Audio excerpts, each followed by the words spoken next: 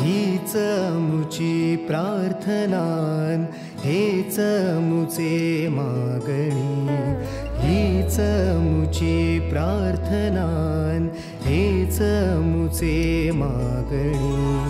माणसाने माणसाशी माणसा सम वागणे,